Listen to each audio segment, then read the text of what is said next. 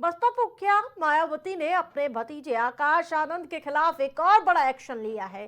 सभी पदों से हटाने के बाद अब पार्टी से भी बाहर का रास्ता दिखा दिया गया है।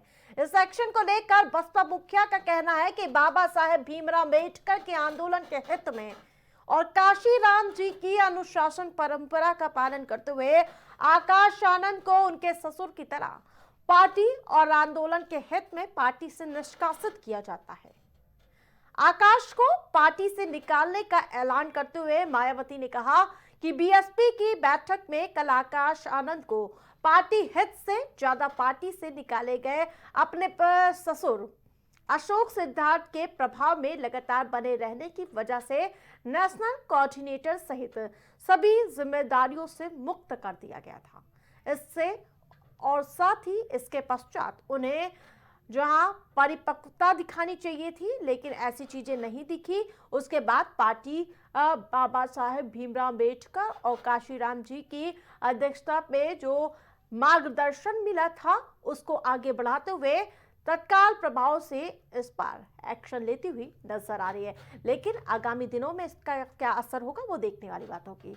लखनऊ में विधानसभा अध्यक्ष के निर्देश पर आज विधानसभा में बजट पर विभागवार चर्चा को लेकर काफी मतभेद देखने को मिला, क्योंकि कांग्रेस की तरफ से नेता विधानमंडल दल आराधना मिश्रा मोना ने कई मुद्दे पर सरकार को घेरा। उन्होंने कहा कि योगी सरकार हर मुद्दे पर फेल्यूर है।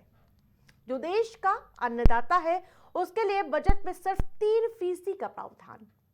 आखिर जब प्रदेश का किसान ही खुशहाल नहीं है तो देश खुशहाल कैसे होगा। साथ ही चिकित्सा, शिक्षा और रोजगार पर भी विपक्ष ने सरकार को घेरते हुए नजर आए कांग्रेस पार्टी की आराधना मिश्रा मोना। नेता विधानमंडल आराधना मिश्रा जी हमारे साथ मौजूद हैं और आज विधानसभा में बजट पर चर्चा हुई, इसको लेकर किस तरीके से देखें? नहीं, बजट पर चर्चा लगातार कई दिनों से चल रही है, जो कि स्वस्थ परंपरा भी रही है। और मैं याद दिला दूं, पहले इसी सदन में 2-2 महीने मतलब 60 से 90 दिन तक चर्चा होती थी और सभी लोग उसमें हिस्सा लेते थे, पक्ष विपक्ष दोनों। और आज कई विभागों पर मत विभाजन भी है, तो सारे साथी हमारे जितने भी विधायक हैं पक्ष विपक्ष के, वो इसमें सम्मिलित हो रहे हैं।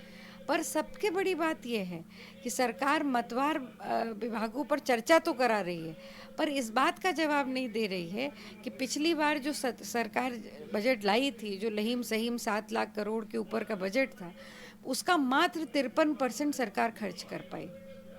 यही हमारा सवाल भी था कि जब आप पैसा नहीं ला पा रहे हैं, पैसा खर्च नहीं कर पा रहे हैं, तो आप इतना बड़ा बजट का आकार देकर के केवल अपने नाम का ढिंढोरा पीटने की क्या आवश्यकता है? जिससे जनता का लाभ नहीं है उसको करने की कोई आवश्यकता नहीं है। मैं फिर से कहूँगी कि सरकार जनता के गाढ़ी कमाई के पैसे का दुरुपयोग कर रही है।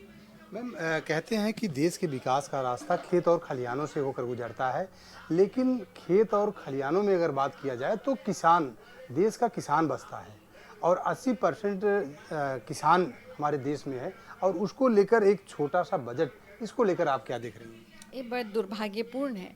जो भारतीय जनता पार्टी की सरकार एमएसपी दुगनी करने की बात करती थी, जो आय दुगनी करने की बात कर रही थी, जो किसानों के हित की हितैषी बनने की बात कर रही, खैर ये तो पहले ही एक्सपोज हो चुके हैं कि जिसने किसानों पर जो महीनों बैठे रहे, उन पर गोलियां चलवाई, उन पर डंडे चलवाए, उनको आतंकवादी तक कहा, ये वही भारतीय जनता पार्टी की सरकार है।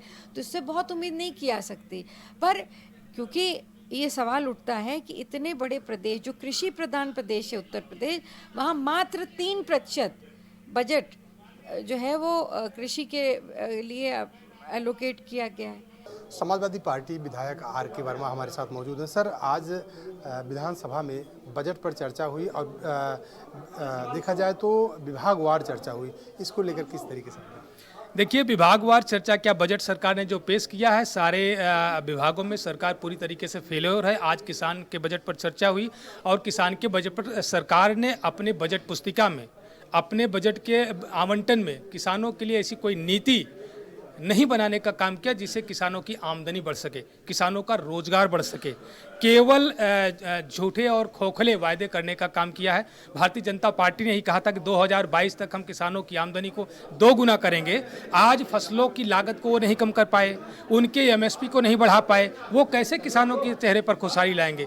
ये बजट उनका केवल आंकड़ों की जादूगरी है। इससे किसानों की आर्थिक स्थिति में कोई सुधार होने वाला नहीं है, न किसानों का रोजगार बढ़ने वाला है। सर, जिस तरीके से देखा जाए तो सरकार तमाम सारी योजनाएं चला रही गांव को लेकर, गांव के विकास को लेकर। कहते हैं कि देश के विकास का रास्ता गांव के खेत और खलिहानों से गुजरता है, लेकिन गांव की स्थितियां जो हैं बिल्कुल बदहाल हैं।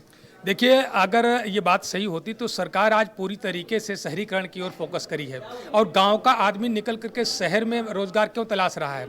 अगर किसानों की स्थिति अच्छी होती, मजदूरों की स्थिति अच्छी होती तो निश्चित रूप से किसान अपने गांव में रह करके खुशहाली भरा जीवन जीता। लेकिन आज वही किसान और मजदूर शहरों में जाकर के मजदूरी कर रहा है, रोजगार तलाश रहा है। यहाँ तक कि उत्तर प्रदेश का जो गरीब आदमी है दूसरे प्रदेशों में जाकर के मजदूरी कर रहा है, कोई दिल्ली जा रहा है, कोई मुंबई जा रहा है, कोई सूरत जा रहा है।